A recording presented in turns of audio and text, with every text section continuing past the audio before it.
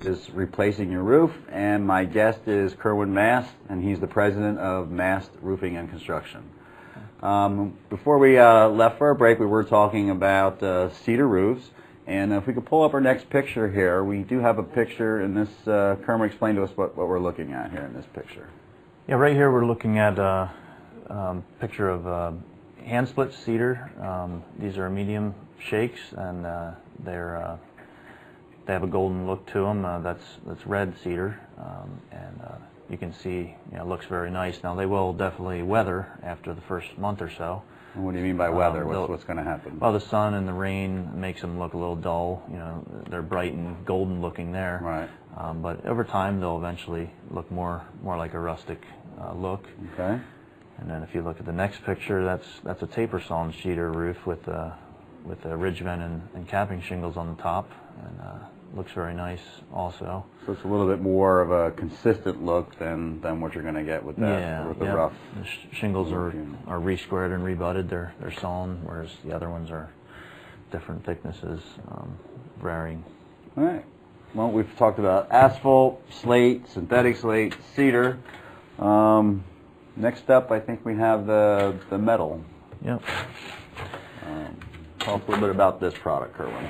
Okay, what we have here is, with metal roofs, there's a couple different styles and materials that you can use. Copper is one, bright shiny copper here that eventually it'll patina, and this is what it looks like. You can see how it looks when you scratch it, and it's a greenish, dullish green color, and after 20 or so years it'll eventually turn, and so if you don't like the look of the patina, then you shouldn't use copper.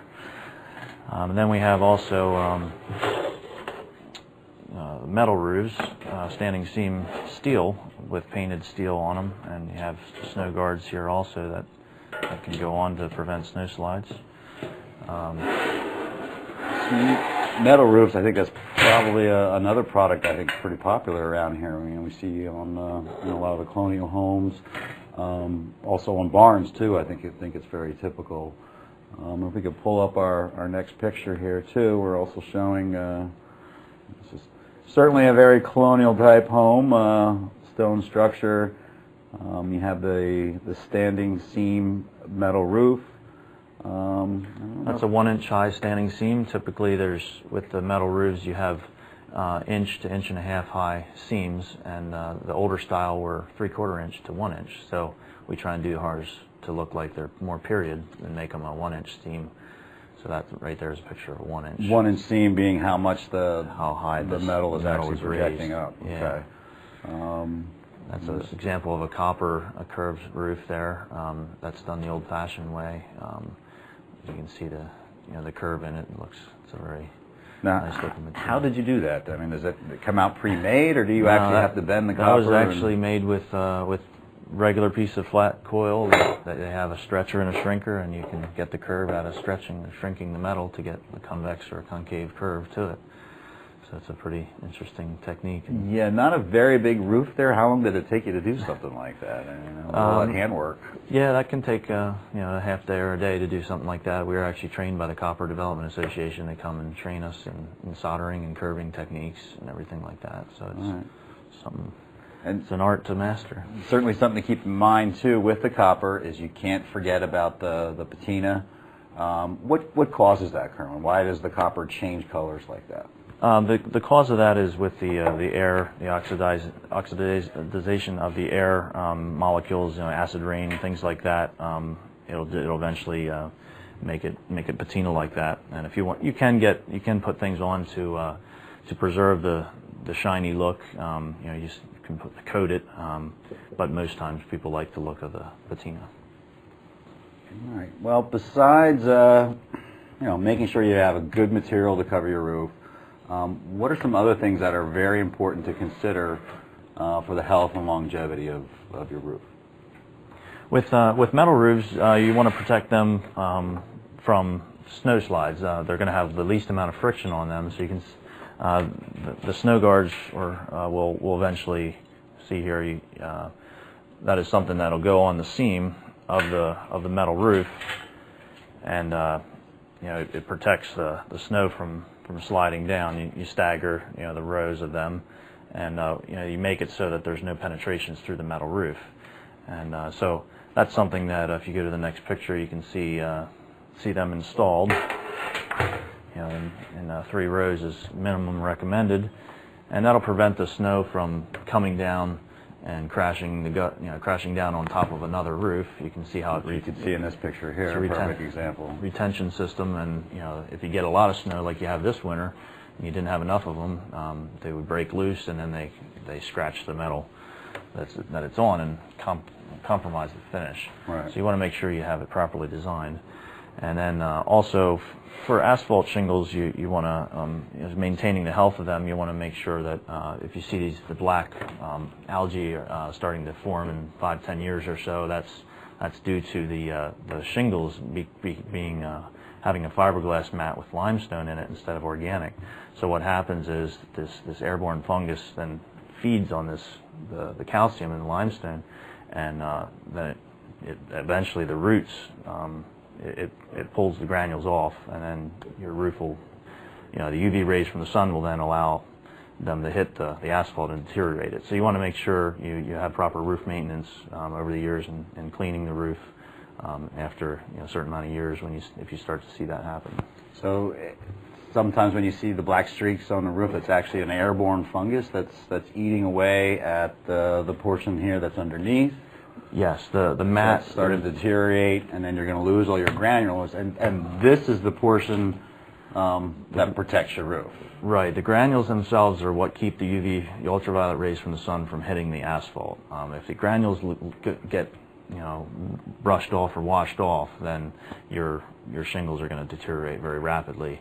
So that's why you want to look, and if you see a lot of granules in your gutter, or use your binoculars and see a lot are missing, then it's starting the time to have someone come out and take a look and assess the life of the roof. Right. So that's really a good idea.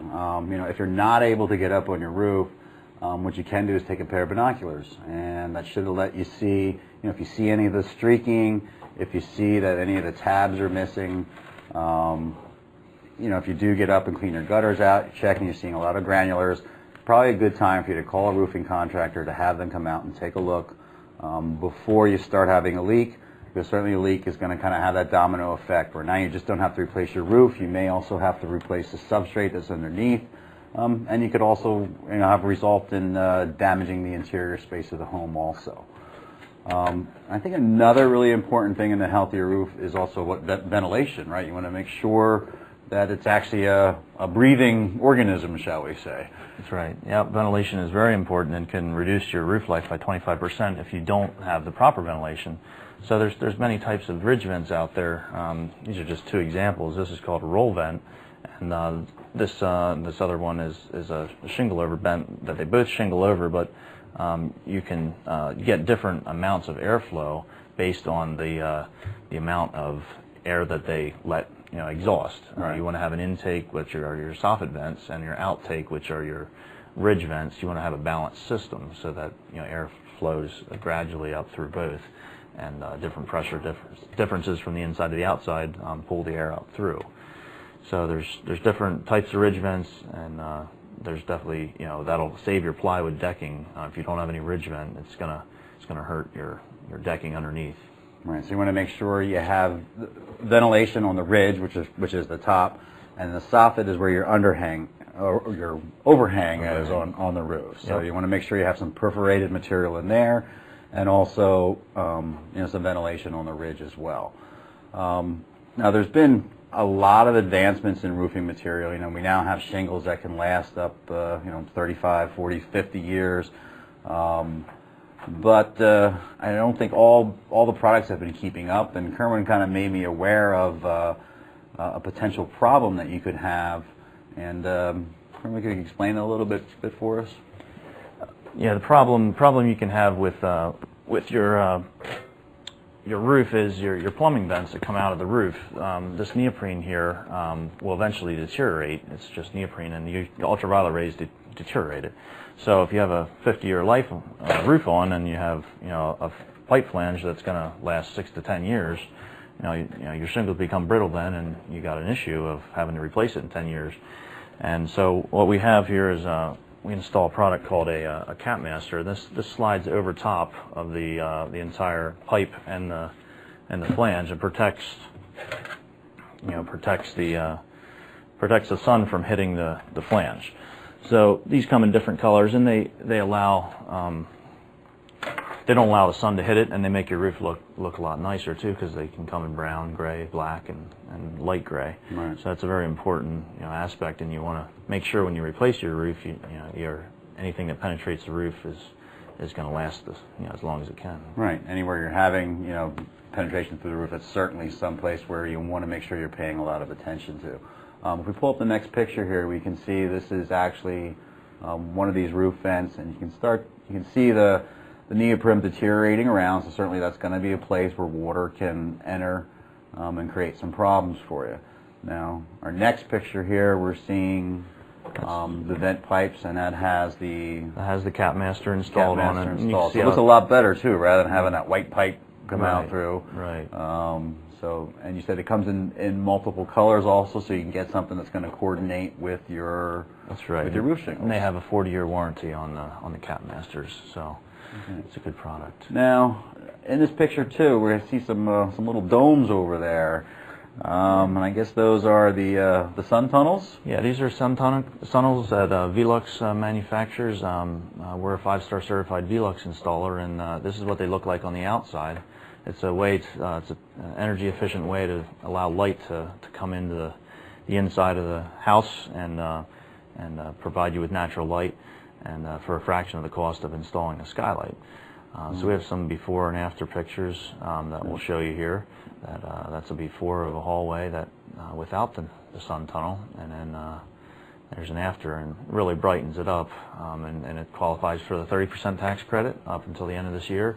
So you get 30% on the materials, and it's an amazing product, and it lets natural light anywhere you want it in the house. It can go up to 18 feet, so you can put it in a 2-story house down to the 1st story if you have a closet or somewhere to run it down through. It's 99% reflective. If it's installed properly, it works very well. That's kind of a neat product. So if you have a bathroom on the 1st floor, no outside windows, as long as you have the space up above, or you have a closet, you can actually install one of these tubes and run down the natural light. I mean, the first time I saw that picture, I thought there was a light on in the hall. You put a light on. I thought, Kurt, why are you showing me this picture? It's a light, but it really is amazing how much light they let in. Yeah, a lot of homes might have been designed without an interior bathroom that didn't have a window in it, and this is a perfect place to put over your shower when you get as you get older. You need more light, or to put in your kitchen to for under cabinet lighting. It just brightens everything up, and it's a very good product, and something that everybody is really can't believe what it looks like when they actually get it installed. It exceeds their expectations. All right, well, we have to wrap things up here today. I think we almost got to everything we wanted to talk about, but I certainly hope you learned a lot today. If you have any questions, you can contact myself at kitchenremodel at comcast.net. And you can also send Kerwin an email, and Kerwin, your email address is info@massroofing.com. Thank you, and we'll see you in 4 weeks.